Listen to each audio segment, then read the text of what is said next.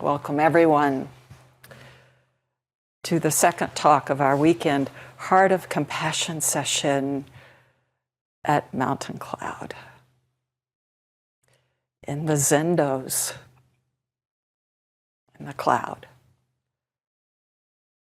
One all-pervading sitting.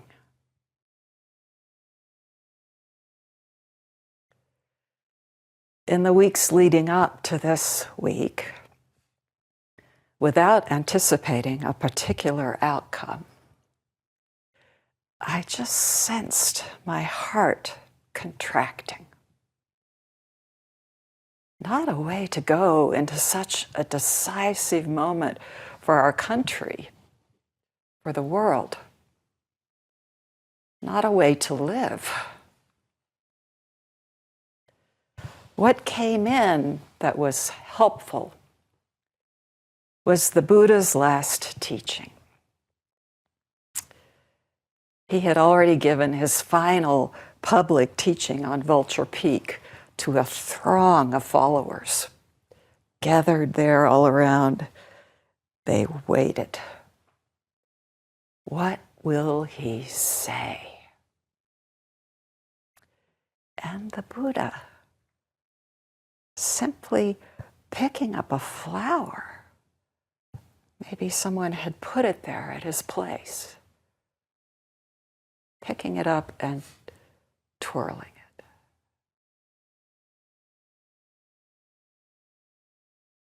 Did you see?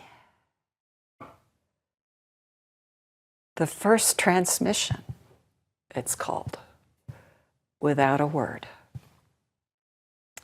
And then the Buddha went to the forest to die.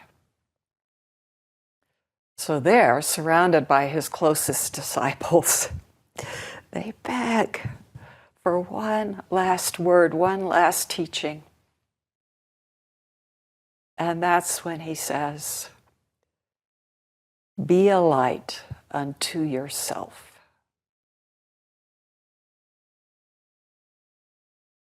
Where is that light? Is there anywhere that it is not?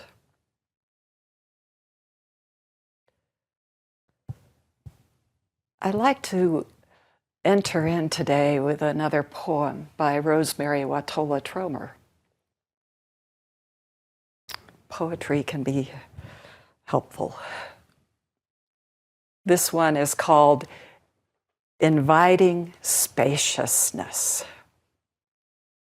You could say it's what we've been doing here. Today, when the heart is a small, tight knot, I do not try to untangle it. I don't tug on the strings in a desperate attempt to unravel it. I don't even wonder at how it got so snarled.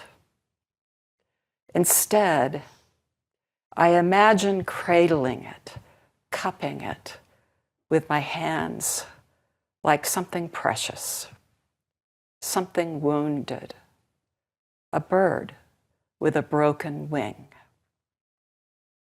I cradle my heart like the frightened thing it is.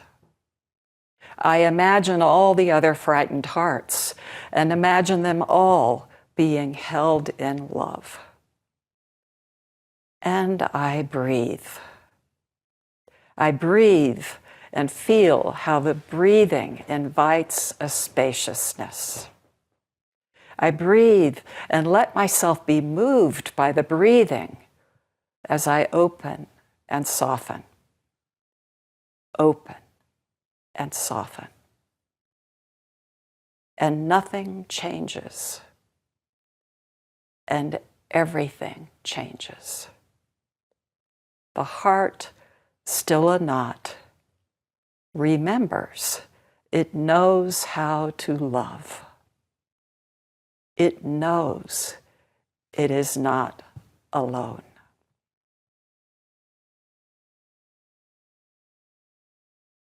Out of the deep absorption of his long, all-pervading sitting, Shakyamuni Buddha raised his gaze and saw the morning star. Suddenly, just one shining. Every boundary fallen, all constructs collapsed. According to tradition, the Buddha exclaimed, "From the top of heaven to the bottom of the earth,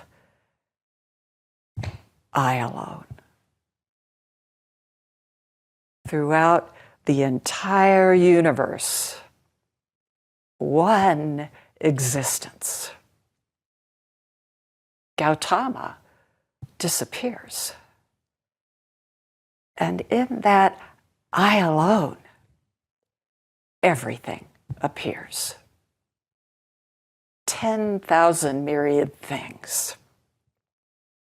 Wherever you turn, what you are. It knows how to love. It knows it is not alone. One reality without remainder.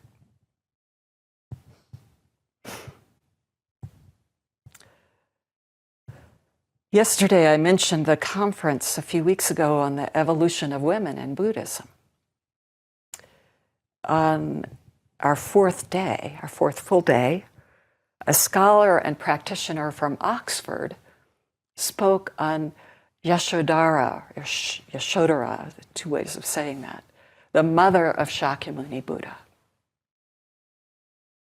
And in the course of her talk, she shared a saying from a 19th century Jewish rabbi. Before the plague, the flower of healing has already bloomed.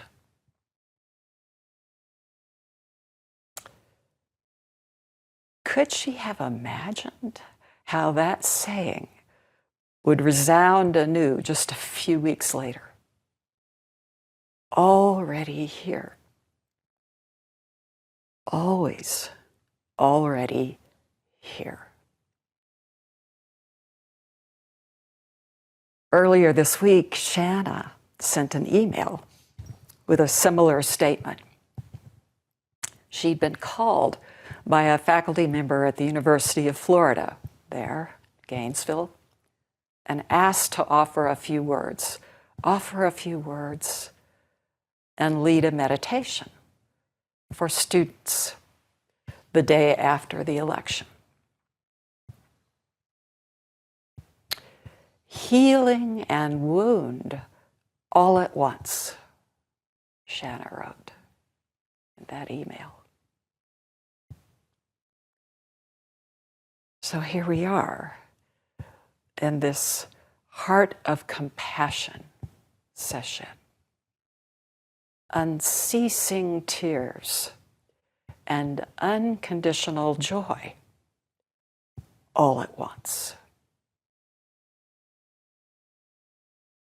Today I'd like to turn to a koan that addresses us out of this all-encompassing simultaneity. It's a teaching that speaks to oneness and the vast, shining void of love, the empty, infinite dynamism. That makes all things so, all at once. This is case 87 in the Hekigan-roku, or Blue Cliff record. It's called Unmon's Medicine and Disease.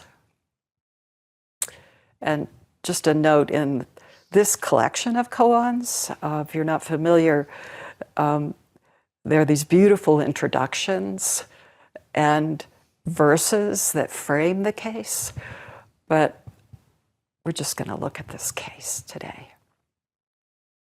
Here's the case. Unman, instructing the assembly, said, "Medicine and disease cure each other. The whole earth is medicine. What is your true self?" That's it.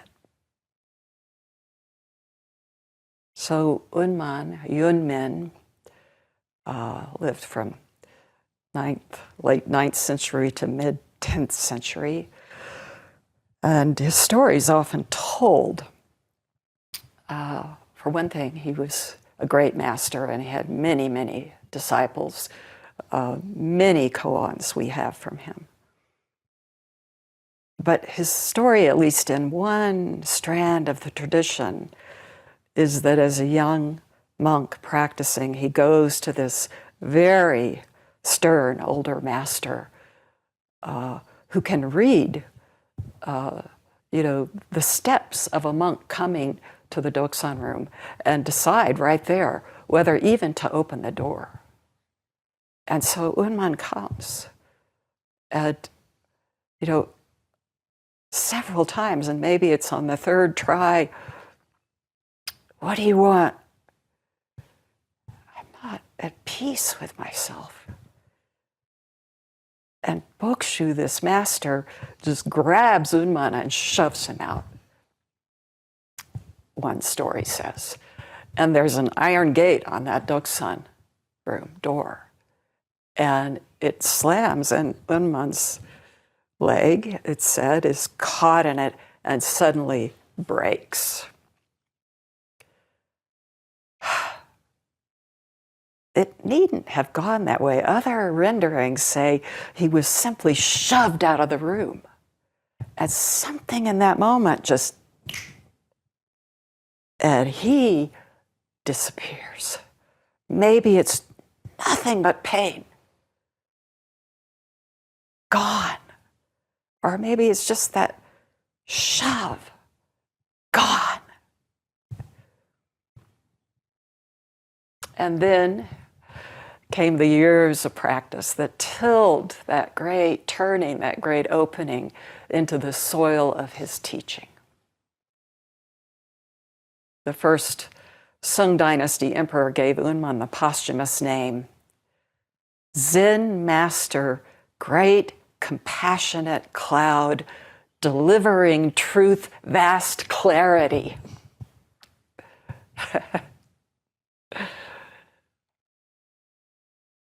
Medicine and disease cure each other.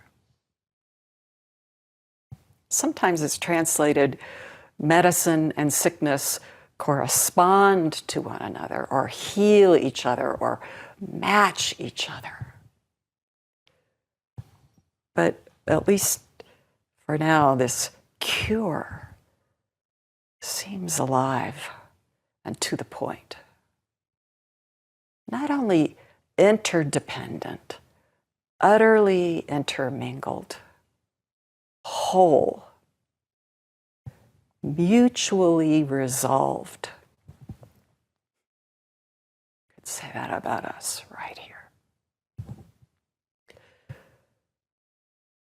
So long before COVID, we were keenly aware of how this works, way back. Vaccines that save lives are antidotes, often made of the very germs that can kill us. And who hasn't had an illness or a deep sense of brokenness that's opened the way to healing, that may have been the very thing that put our feet on this path? Is that the world Unman presents when he quotes this earlier teaching of Master Hyakujo medicine and disease cure each other. And then Unman adds, the whole earth is medicine. He's not saying disease is good for us, or disease can act like medicine. There's no likeness here, no equation, and no gap. The whole earth is medicine. What state of mind allows, compels Unman to say that? What freedom, compassion, and clarity. He's seen this world in all its brokenness. And right there in the broken, open heart of it all, whole.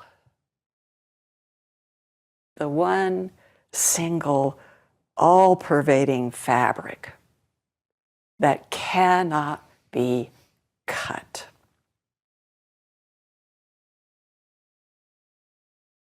You can't cut it. The whole earth is medicine. And then we expect Unman to say, so what is disease? But instead he asks, what is your true self? The question swallows everything. What is your true self? What are you? Whenever I come to this case, this famous story comes up, and it's just such a fit. It comes rushing in, well known from an early Mahayana sutra, where Manjushri, bodhisattva of great wisdom, asks the pilgrim Sudana. They've been on this long pilgrimage, walking now together side by side. Sudana, bring me one stalk of medicinal herb. Sends him off. So Sudana searches the entire earth and can't find anything. That's not medicine. The whole great earth is medicine. Which stalk shall I bring you? And Manju says, bring one stalk. So Sudana bends down, plucks one blade of grass, and hands it to him.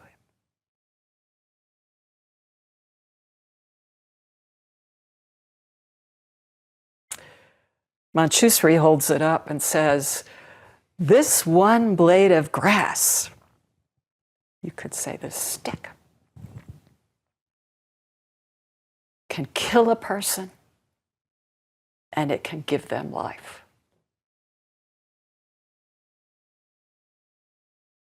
What life-giving death is Manjushri presenting?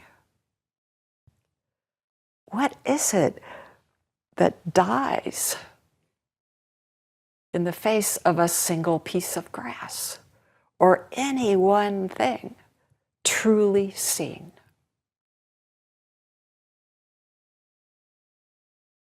We know the disease, the suffering. It's named, you could say, called out in the first noble truth. Pali Sanskrit word is dukkha, like a wheel that's off its axis, that just can't turn freely. And what is it? This dukkha. It's our false sense of separation. This deep insecurity of holding onto a condition that is by nature insecurable.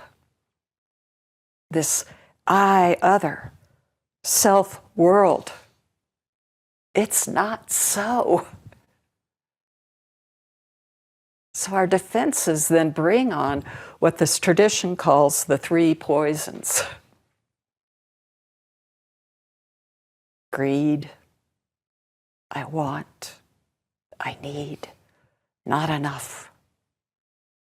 This lack. Or aversion, I don't want. Protect, defend. And then just ignorance that we don't see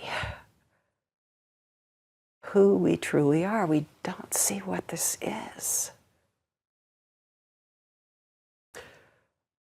How can that match medicine? Correspond to healing, cure? Not just part and parcel of medicine, no separation. This dukkha we think we need to get rid of, that's also it.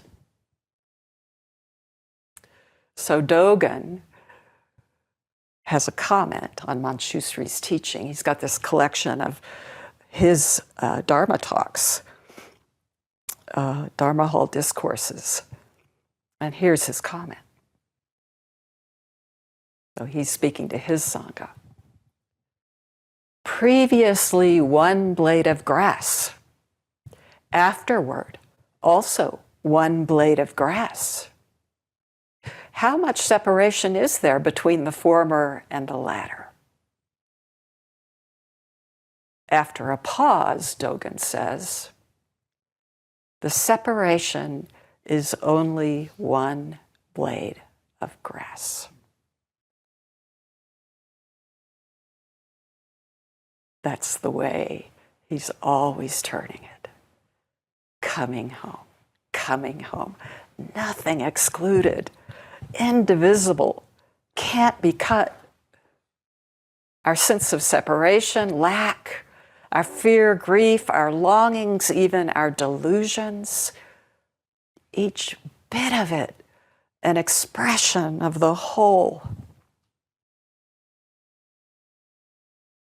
The whole earth is medicine, all at once.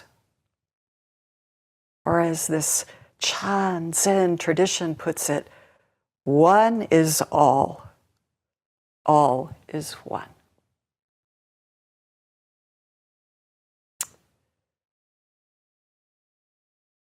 A couple of years ago, an Israeli Dharma teacher in the Korean Zen or Sun tradition connected with Mountain Cloud, and she just reached out. So we've been meeting every few months for those couple years, sometimes with wider gaps because of the wars. She and her family, husband, 2 kids, live in a small village in the north of Israel near the border with Lebanon. The last time we met, not long ago, it was nighttime for her, and they were having a thunderstorm. So we're just talking, and I can see the flashes of lightning through the window behind her, just lighting up the sky. Very dramatic. The house rumbled. She talked about the difference between missiles and weather, and sometimes not being sure. Most of the time, she said, sirens go off when missiles are launched in their direction. There's a small concrete safe room in the house, and they have 1 minute to get there. Bonus time that many don't have.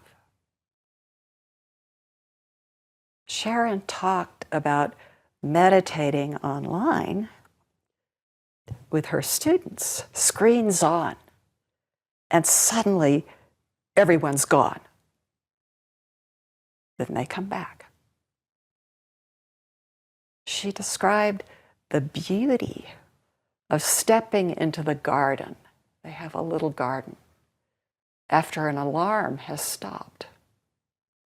How the birds go silent and then start singing again.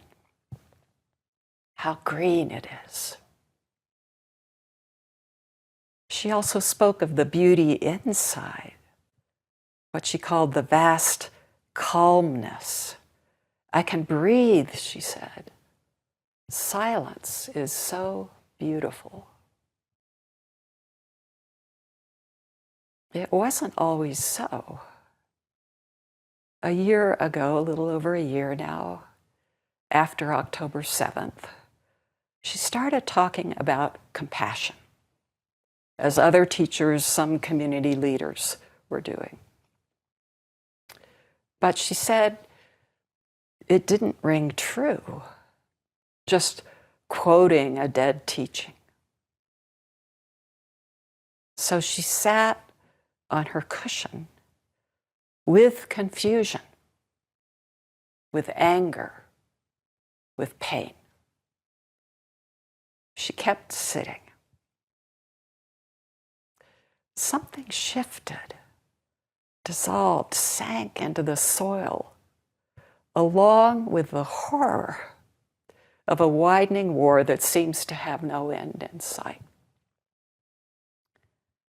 And then she began teaching compassion and loving kindness.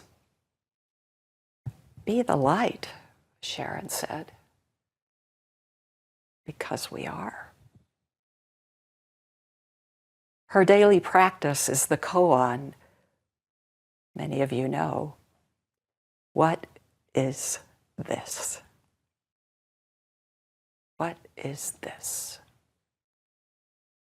Or sometimes exhaling on every breath.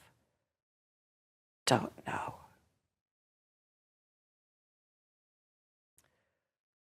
Listening to Sharon this last time, I was reminded of a moment in our Zen teacher training last August, this Kenshukai that Yamada Ryon Roshi, our abbot, leads for us every year.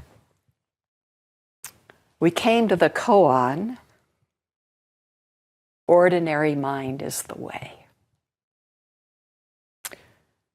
The verse to that case, just like to share, is Mumon, his 4-line verse. The spring flowers, the moon in autumn, the cool breezes of summer, the winter's snow. If idle concerns do not cloud the mind, this is one's happiest season. This.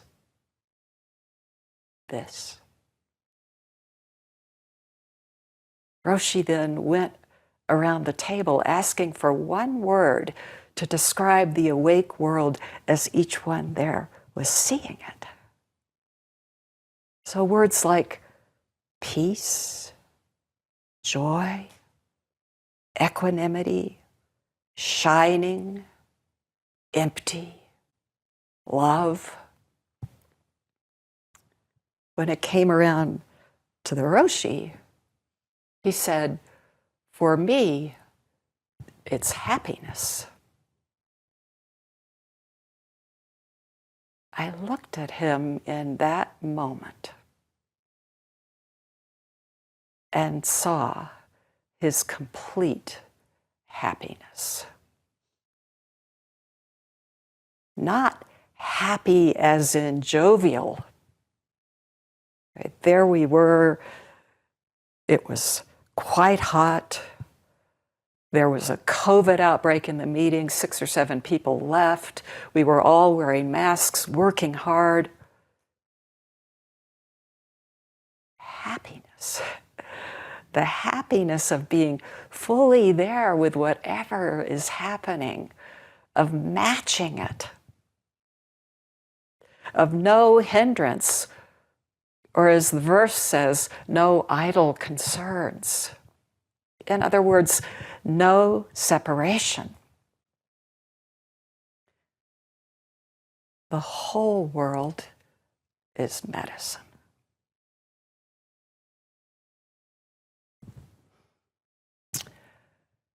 Yesterday, I talked about the early masters Sekito and Baso living and teaching in a challenging time. One of their contemporaries was a famous lay practitioner known as Layman Pang. Layman Pang, famous for his generosity, his clarity, and humor. Pang was married with 2 children who are also practitioners. And his daughter in particular is known for often besting him in their Dharma exchanges, their Dharma play. So just quickly, I'm going to share one little vignette. Layman Pang and his daughter Ling Zhao were selling bamboo baskets. Leading the way off a narrow bridge, Pang stumbled and sprawled in the mud.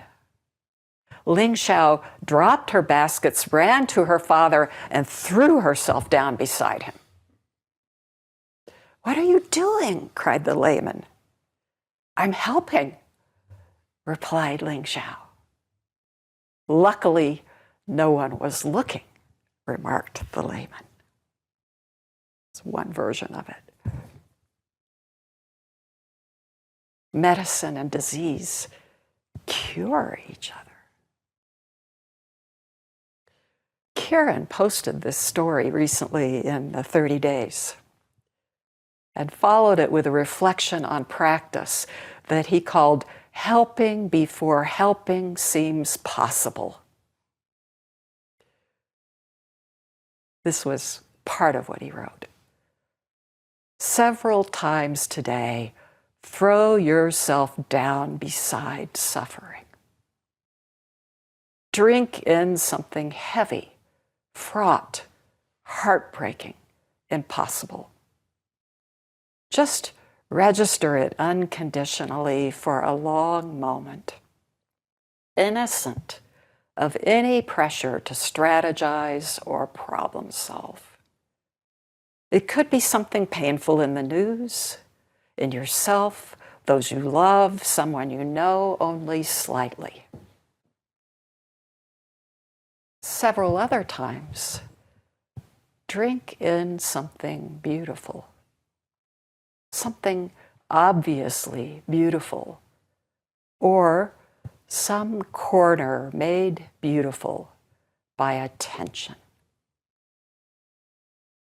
It might be, he added, that both pain and beauty are apparent in the same place or the same person. All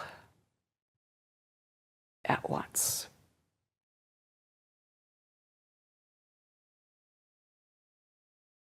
This whole earth is medicine. Where is your true self? What is it?